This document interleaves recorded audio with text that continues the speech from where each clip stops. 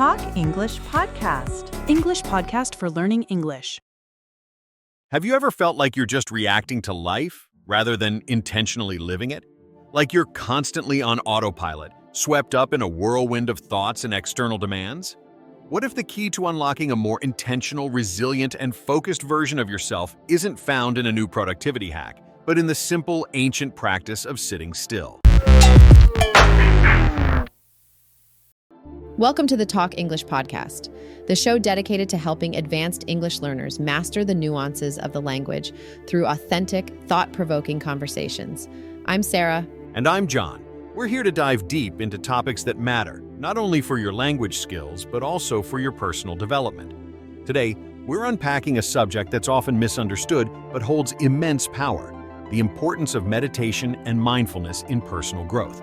We'll explore the cognitive benefits, the linguistic tools to discuss these concepts, and how integrating these practices can truly transform your life. So, grab your headphones, get comfortable, and let's get started.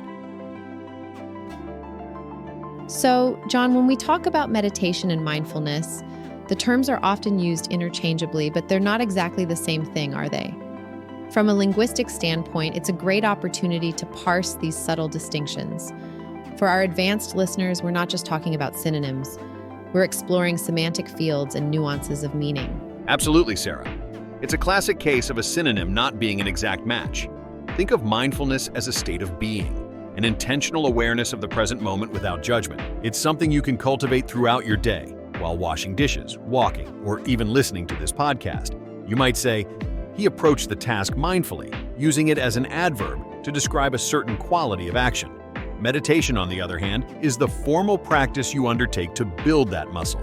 It's a specific exercise, like a workout for your brain, designed to cultivate that mindful state. And that's an excellent analogy. It's like the difference between being fit and going to the gym. One is the desired state, the other is the method you use to achieve it. For our listeners, let's use some more sophisticated vocabulary to describe this. We're talking about metacognition, the ability to be aware of your own thoughts. It's a highly academic term, but it perfectly captures the essence of what's happening. You're not just thinking, you're thinking about your thinking. Precisely. It's about creating a cognitive distance from your thoughts and emotions. Instead of being completely submerged in them, you learn to observe them as they arise and pass away, almost like watching clouds drift across the sky. This is a far cry from the common misconception that meditation is about emptying your mind. It's not about achieving a blank slate. It's about shifting your relationship with your inner monologue. We're reframing our internal experience. A great phrase for that is non-judgmental observation. It's a key tenet of mindfulness. And for our listeners, notice the use of the word tenet. It's a principle or belief, a perfect word for an advanced learner. You could also use a phrase like, to hold a thought in one's mind without attachment. This adds a layer of depth and philosophical weight. A fantastic point. And this leads us to the fundamental question: why is this so crucial for personal growth? It's not just a trend, it's a profound shift in how we navigate our inner world. We're not just passively experiencing our mental landscape, we're becoming active participants in shaping it. This is where the magic happens. I think the primary benefit is resilience. Life is full of curveballs, stressors at work, interpersonal conflicts, unexpected challenges. Without a mechanism to manage our cognitive and emotional responses, we're constantly reactive.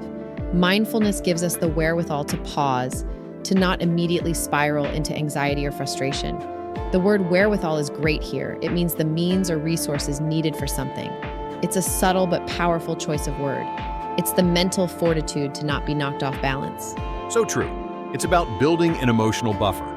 We're not trying to suppress emotions, which is an unhealthy and ultimately futile endeavor. Instead, we're learning to acknowledge them without being controlled by them. This is a skill that's absolutely indispensable in the modern world, where we are bombarded with information and stimuli, a state that often leads to sensory overload. The ability to filter and process this information is a survival skill. Speaking of the modern world, if you're finding value in this conversation, please take a moment to like this podcast, subscribe to our channel, and share it with a friend. Your support helps us reach more learners just like you. Let's move from the theoretical to the practical. What are some of the tangible benefits people can expect to see in their lives from a regular practice? Can you give us some concrete examples, Sarah? I'll start with something I've experienced personally: enhanced focus and clarity. Before I began meditating regularly, my mind felt like a chaotic browser with 50 tabs open. I'd be working on one thing, but my mind was flitting between an email I needed to send, a conversation I had yesterday, and a list of chores. A regular meditation practice has given me the ability to bring my attention back to the present moment, to a single task, with a lot more ease. It's not that the thoughts disappear, but their grip on me is much weaker. This is a form of attentional training. My brain has become more adept at filtering out distractions. That's a great real-world example. It sounds like you've trained your brain to be less susceptible to cognitive noise. This ties into another huge benefit: stress reduction. The constant mental chatter we experience, often called rumination when it's negative and repetitive, releases stress hormones like cortisol. Meditation can actively lower those levels. It's a physiological effect, not just a psychological one. You're physically altering your body's stress response. This is a powerful counter-argument to anyone who thinks it's just mumbo-jumbo. That's a critical point. And rumination is an excellent word to introduce here, as it's a very specific term for a very common mental habit. For our advanced listeners, you might also use a phrase like being lost in the labyrinth of one's thoughts. It's a more poetic way of saying the same thing. Think of it as being trapped in a mental maze. Let's talk about a few more benefits. I've found it's a powerful tool for emotional regulation. When I'm feeling agitated or frustrated, my immediate impulse used to be to lash out or shut down. Now, I have a moment of space. That small pause, that mindful breath, is enough to interrupt the old knee-jerk reaction. It allows me to respond thoughtfully rather than react impulsively. It's the difference between being a victim of your emotions and being the master of them. This is a core concept in emotional intelligence. That resonates with me. It's about building a greater degree of agency over your own mental and emotional state. The word agency here means the capacity to act independently and make one's own free choices. And this isn't about being stoic or emotionless. It's about being able to feel your emotions fully without being consumed by them. For example, if I'm feeling sad, instead of pushing the feeling away, I can sit with it, acknowledge it, and understand its root cause without getting lost in a narrative of self-pity. Exactly. And this brings us to a more profound benefit: increased self-awareness. When you're regularly observing your thoughts and feelings, you start to identify patterns. You might notice, for instance, that you get anxious every time you have to give a presentation, or that you're disproportionately irritated by minor inconveniences. This self-knowledge is the first step towards changing those ingrained habits. It's like finally seeing the user manual for your own mind. It's a paradigm shift in how you perceive yourself.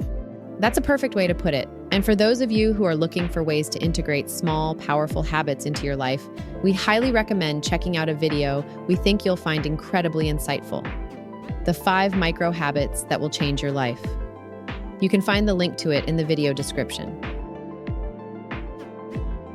Now, for our listeners who might be feeling overwhelmed or intimidated, let's address some of the common misconceptions and hurdles.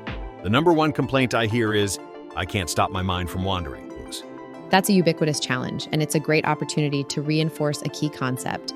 The goal is not to stop thinking. The goal is simply to notice when your mind has wandered and gently bring it back. It's a repetitive exercise. A helpful phrase for this is taming the monkey mind. That's a term from Buddhist philosophy. The constant jumping from one thought to another is completely normal. The practice is in the return, in the gentle, non-judgmental act of refocusing your attention. I like that. It's about being persistent, not perfect. Another common hurdle is the belief that you need to be in a quiet, secluded space. While that can be ideal, mindfulness can be practiced anywhere.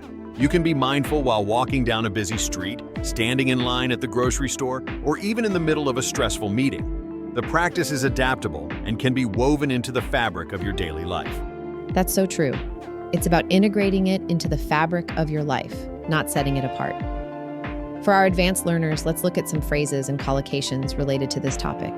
You could use to cultivate a sense of calm or to be fully present in the moment.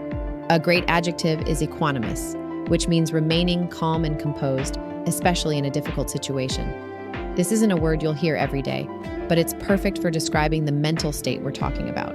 Another great term is dispassionate observation, which means looking at something without emotion or bias. Or a phrase like, to be impervious to the slings and arrows of outrageous fortune, an allusion to Shakespeare's Hamlet. It's a hyperbolic but apt way of describing the kind of resilience that meditation can foster. You're building an inner fortress, so to speak. Now, let's talk about grammar. When describing this process, we often use gerunds and present participles to show continuous action. For example, noticing your thoughts drifting away and gently bringing them back. This grammatical structure perfectly mirrors the ongoing nature of the practice. It's not a single event, it's a continuous process. Excellent. We've covered a lot of ground here, from the definitions to the practical benefits. Before we wrap up the main part of our discussion, a quick reminder to all our listeners. For those of you who want to take your learning to the next level, we offer a free PDF transcript of this episode. It includes all the vocabulary we've discussed, a comprehensive list of key phrases, and a quiz to test your comprehension. You can download it for free using the link in the description. So, for someone who's convinced but doesn't know where to start, what's the simplest advice you can give? Start small. You don't need to commit to an hour-long session right away. Just 5 minutes a day can be a game changer. Find a quiet spot, set a timer, and focus on your breath. Your mind will wander, and that's okay. The key is to be consistent. Consistency trumps intensity every time. The goal is to build a habit, not to achieve enlightenment overnight. That's the most important takeaway. It's a marathon, not a sprint. The benefits compound over time. It's not about a single transformative experience, but about the cumulative effect of a daily practice. And this practice can have a profound impact not just on your inner world, but on your interactions with others. When you're more grounded and less reactive, you're better equipped to handle interpersonal dynamics with grace and empathy. This is where meditation moves from a solitary practice to a social one. Precisely. This practice helps us move from a state of constant busyness, what's often called hustle culture, to a state of more mindful productivity. It's about working smarter, not just harder.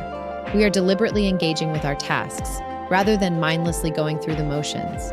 We've talked about the mental benefits, but what about the linguistic ones? How does a conversation like this improve our listeners' English skills? Well, for one, it exposes them to a vast array of vocabulary that is more abstract and philosophical. We've used words like equanimous, metacognition, and phrases like to be impervious to. These are words that allow for nuanced, sophisticated expression. It also requires them to follow a complex, multi-layered argument, which is a crucial skill for advanced learners. They're not just learning words, they're learning how to construct and deconstruct a complex argument. And it teaches them how to express abstract concepts clearly and concisely. The ability to articulate an intangible idea like mindfulness in a clear way is a hallmark of an advanced speaker. It's about having a command over the language that goes beyond everyday conversation. Absolutely. And we hope this conversation has been both educational and inspirational for you. Well, that brings us to the end of another episode of the Talk English podcast. We hope you found our discussion on the importance of meditation and mindfulness both enlightening and useful for your language journey. Remember, the path to personal growth is deeply intertwined with the ability to be present and aware. And for those of you who want to continue this journey of emotional mastery, we've got another video for you to check out. Master your emotions and find your peace. The link is in the description. And remember, you can download a free PDF of this episode with a full vocabulary list and quiz to help reinforce your learning. Finally, if this episode resonated with you, please help us grow by liking this video, leaving a comment below, and sharing it with a fellow English learner. It truly makes a difference.